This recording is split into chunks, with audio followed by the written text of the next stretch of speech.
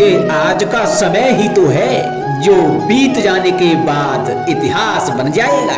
यदि आवश्यकता पड़ने पर नियम और प्रतिज्ञा भंग न की जाए, समय की मांग के प्रतिरूप अपनी प्रतिक्रिया न बदली जाए, तो इतिहास हमें कभी क्षमा नहीं करेगा।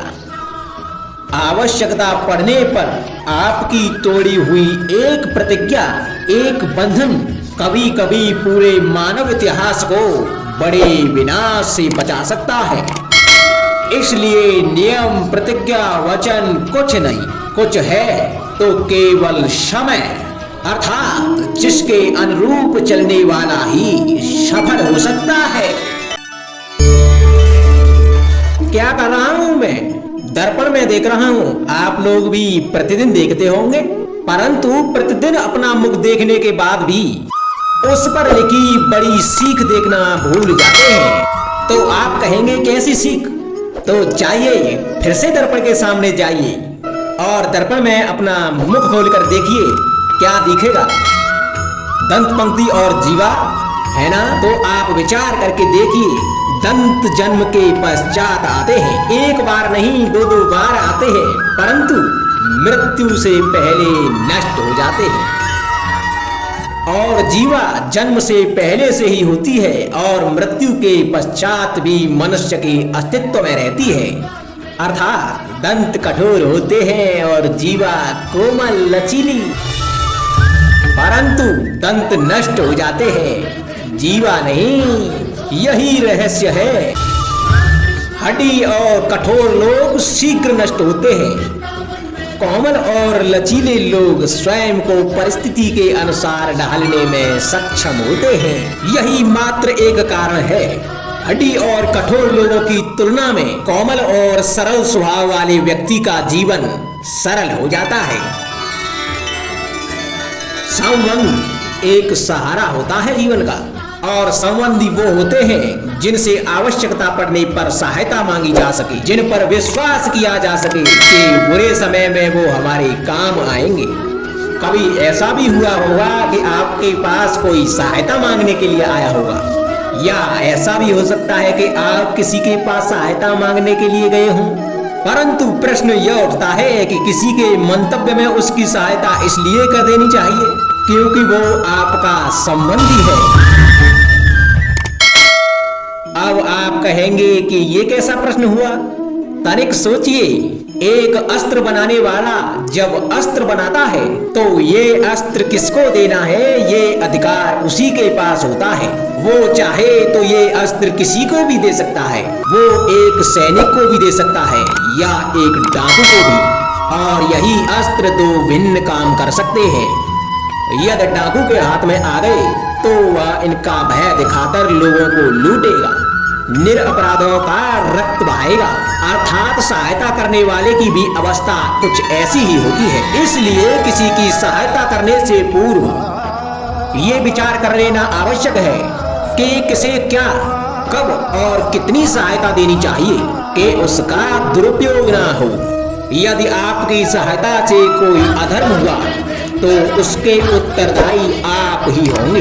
जीवन में कई बार ऐसे अवसर भी आते हैं कि आप लोगों से मिलने जाते हैं और उनसे कुछ आकांक्षाएं भी रखते हैं, और कई बार जीवन में ऐसे अवसर भी आते हैं कि लोग आपसे मिलने आते हैं। इसलिए अतिथियों का सम्मान करने से पूर्व सदा कुछ बातों को स्मरण रखना आवश्यक होता है।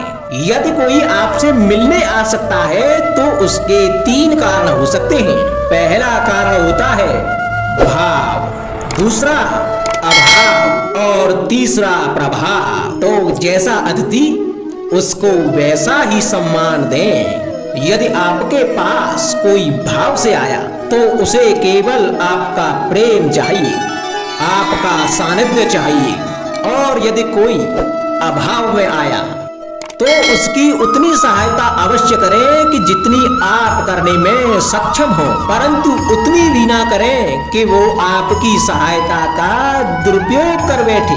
और यदि कोई प्रभाव में आया तो स्वयं पर अभिमान ना करें, क्योंकि जीवन में कभी ना कभी आप भी भाव अभाव प्रभाव के चक्रव्यूह में फंस सकते हैं।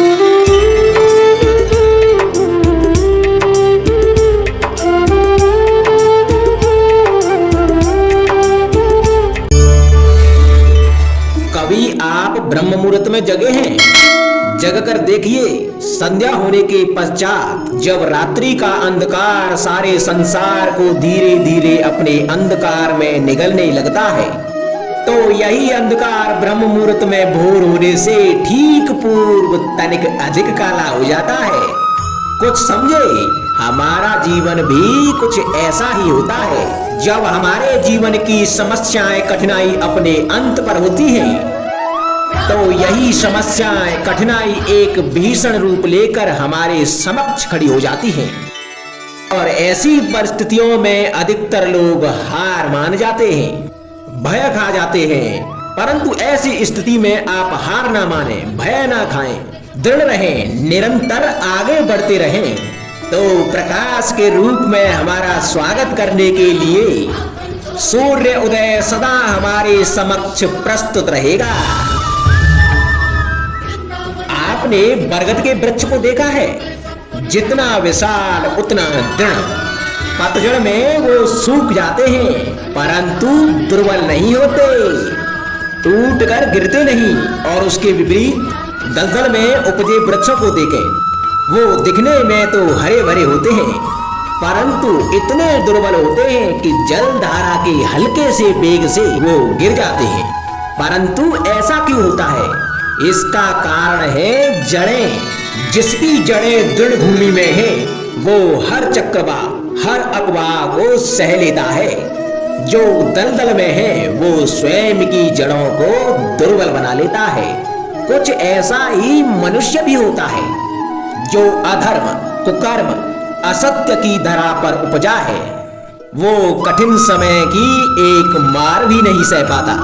और जो मनुष्य सत्य और धर्म की धरा पर उपजा है, वो हर समस्या से जूझ कर आगे निकल जाता है और सफल हो जाता है। अब आप पर निर्भर करता है कि आप क्या बनना चाहते हैं। हमारे जीवन में मित्र और शत्रु बड़ा ही महत्व रखते हैं।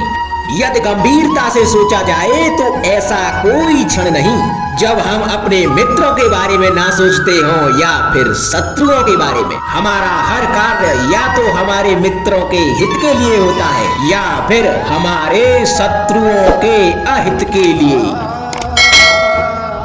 हम हर स्थान या तो अपने मित्रों के साथ होते हैं या फिर अपने शत्रुओं के साथ। कोई नहीं चाहता कि उनका शत्रु प्रसन्न रहे। संसार में हर कोई अपने शत्रु को नष्ट कर देना चाहता है और ऐसा करने के लिए वो हर संभव प्रयास करता है। उसे आर्थिक, मानसिक और शारीरिक हानि पहुंचाने का प्रयास करता है। और यदि मैं आपको आज ऐसा मंत्र सिखाऊं जिससे आप अपने शत्रु को सदा के लिए नष्ट कर दे, तो और वो मंत्र है शत्रु को मित्र बनाना। अपने सभी शत्रुओं को अपना मित्र बना लीजिए और आपके सारे शत्रु स्वतः ही समाप्त हो जाएंगे। राधे राधे।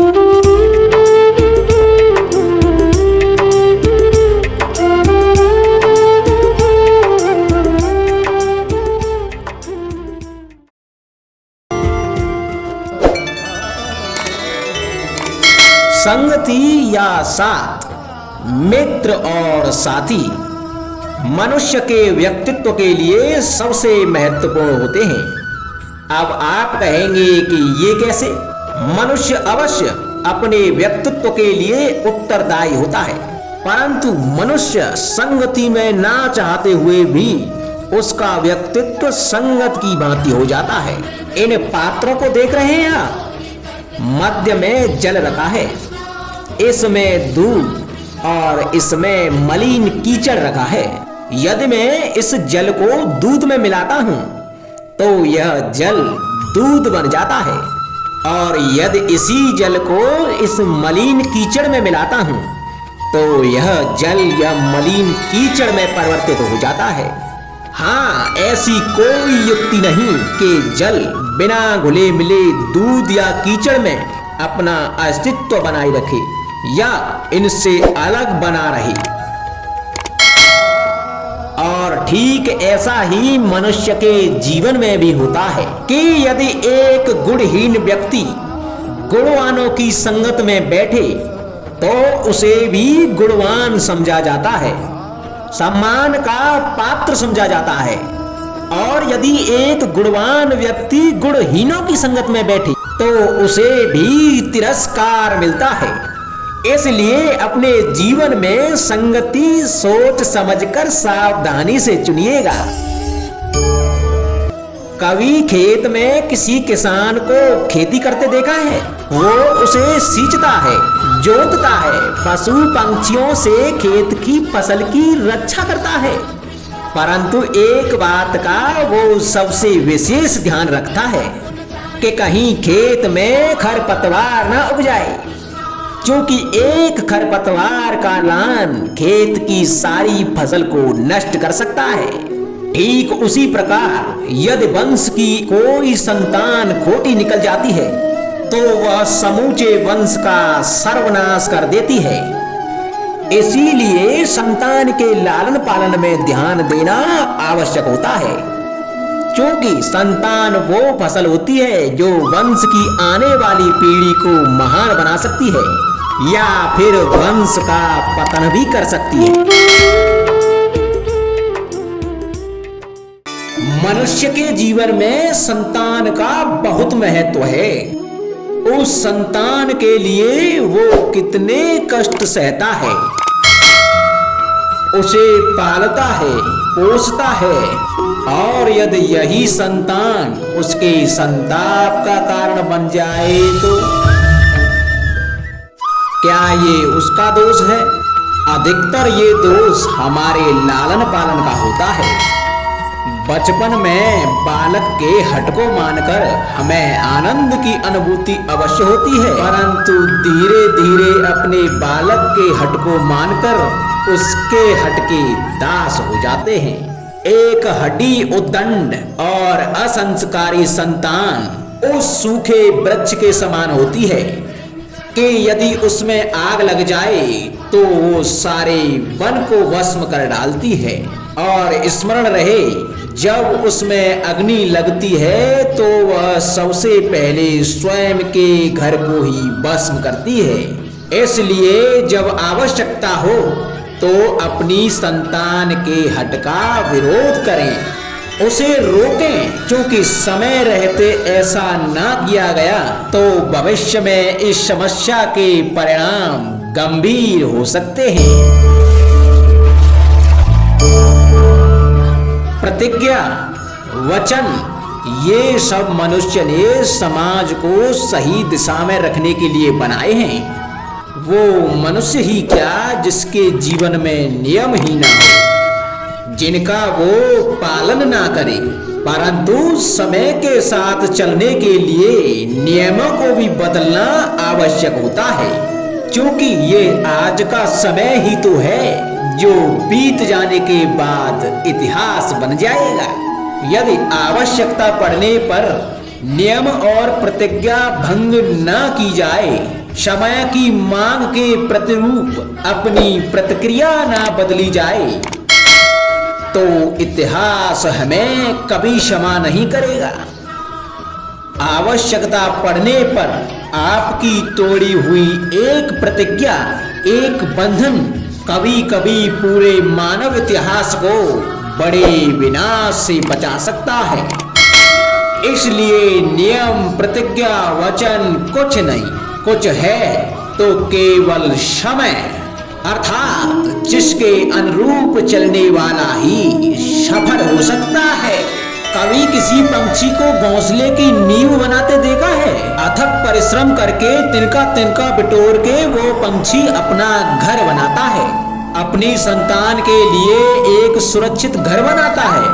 और कहीं से तीव्र आंधी आती है, बारिश आती है और उसका घर तिनका तिनका करके बिखर जाता है। फिर वो पंछी रोता नहीं, ना ही विलाप करता है। वो बिना विलंब करे फिर से अपना घोंसला बनाना प्रारंभ कर देता है और सफलता पाता है।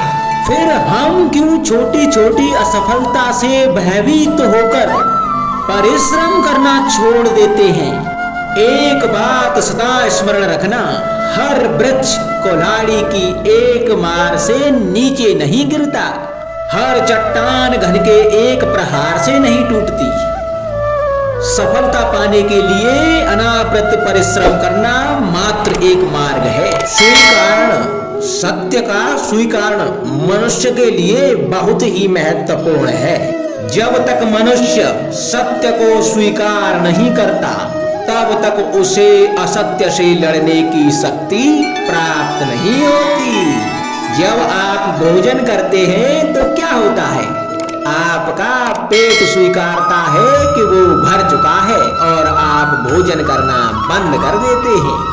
जब आपको निद्रा आती है तो क्या होता है? आपका मन स्वीकारता है कि आपका शरीर थक चुका है और उसे विश्राम की आवश्यकता है। उसी प्रकार जब आपको किसी व्यसंग को रोकना हो तो आपको स्वीकारना होता है कि बहुत हो चुका। चाहे वो लालच हो या मदिरा पान, उस व्यसंग का त्यागना तभी प्रारंभ होता है जब आप यह स्वीकार कर लेते हैं कि आप उस व्यसंग के बंधन हैं।